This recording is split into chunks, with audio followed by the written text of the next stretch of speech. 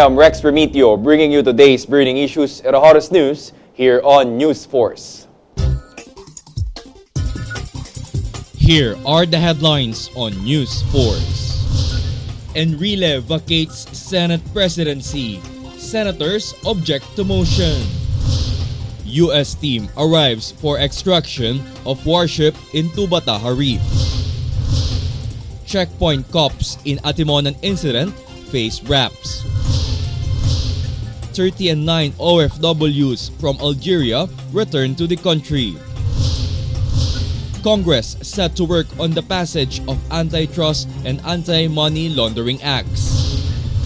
COMELEC to reveal dominant political party status. Pampanga Representative Gloria Macapagal Arroyo seeks for dismissal of plunder charges. Philippine stocks seen to climb new heights. Obama begins second term as U.S. President. And horror film Mama tops box office chart. Fair and balanced news, comprehensive reports that take you to the heart of the action. This is News Force. An assessment team from the United States Navy arrived in the country to extract the American warship that got struck last Thursday at the Tubata Reef. They are also ordered to answer important questions under an investigation by the Army. Here is the report. To avoid further possible environmental damage, the United States Navy sends an extraction team of engineers and divers to retrieve the warship USS Guardian from the Tubata Reef. The minesweeper went aground since Thursday after it accidentally entered the protected World Heritage Site. Huge waves had moved the ship from its original position, causing more damage to the corals. They were just lucky there was no oil spill. Aside from the pressures of time, the operation of the U.S. Navy team has to be careful as possible to avoid further damage. But aside from legwork, the officials of the U.S. Navy will also be ordered to face the Philippine government. They have to answer vital questions as to why the USS Guardian went to as far as the Tubata Reef when it had undergone pre-departure inspections and radio warnings while nearing the marine sanctuary. The inaccurate navigation data is one of the possible factors for the grounding of the ship, as it might have misplaced the location of the Tubata Reef. For GNN.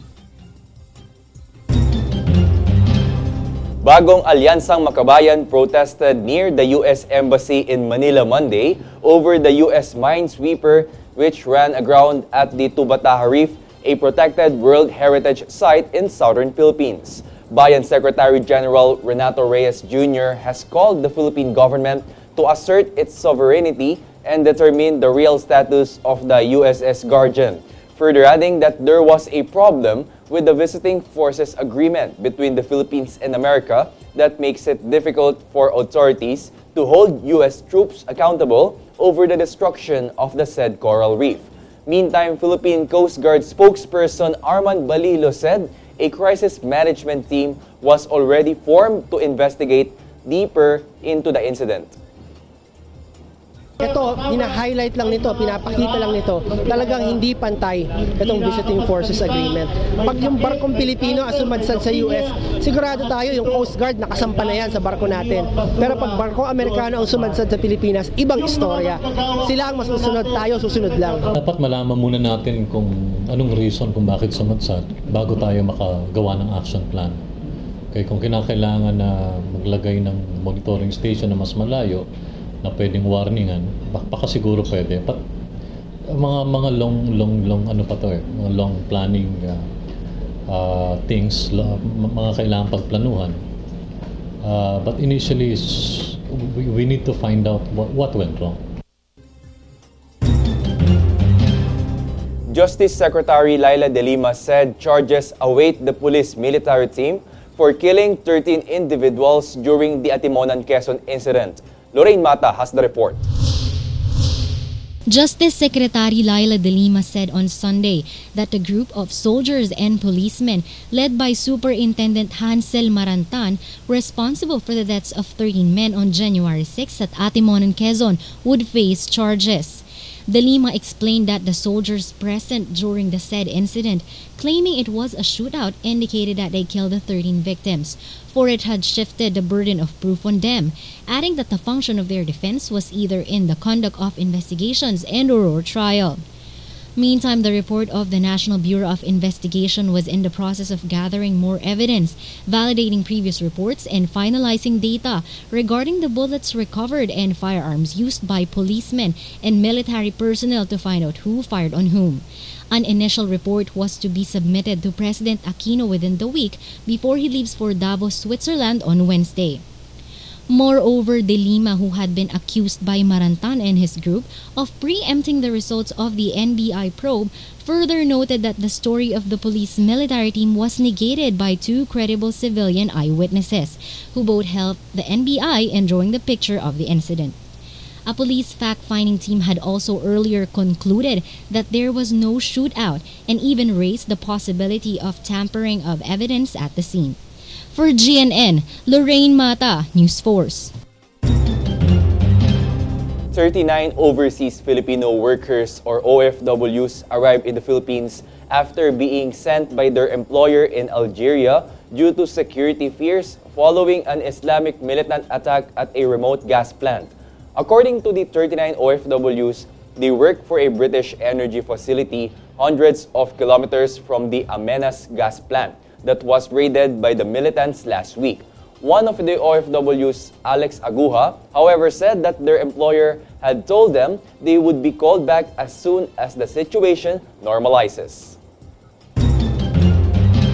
Davao Mayor Sara Duterte has placed Davao City under a state of emergency after the Davao River overflowed Sunday, displacing some 30,000 residents. According to Davao's Disaster Risk Reduction and Management Council Chief Emmanuel Haldon, 12 barangays in the city were flooded, namely Lasang, Tigato, Maa, Matina, Crossing, Kalinan, Waan, Tamugan, 1A, 2A, 5A, 9A, and 19A.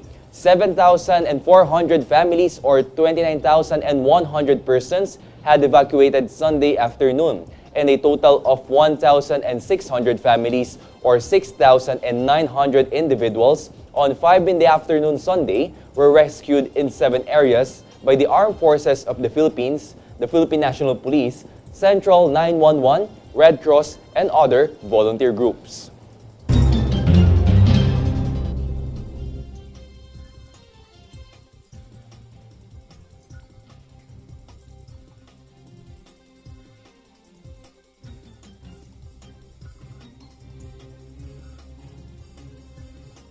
Weather Bureau Pagasa, meantime, advises Metro Manila residents to bundle up in the early morning hours until February, after temperature levels dipped below 20 degrees Celsius last Sunday. This Sunday's early morning chill in the capital region, however, was slightly warmer than the 18.8 degrees registered last week. Mindanao, meantime, will experience cloudy skies with light to moderate rain showers or thunderstorms, while the weather in eastern Visayas, the Bicol region, Cagayan Valley, and the provinces of Aurora and Quezon is expected to be cloudy with light rains. Metro Manila and the rest of the country will have partly cloudy skies with brief light rain showers. Congress set to work on the passage of antitrust and anti-money laundering acts. COMELEC to reveal dominant political party status. Pampanga Representative Gloria Macapagal Arroyo seeks for dismissal of plunder charges. These and more stories when News Force returns.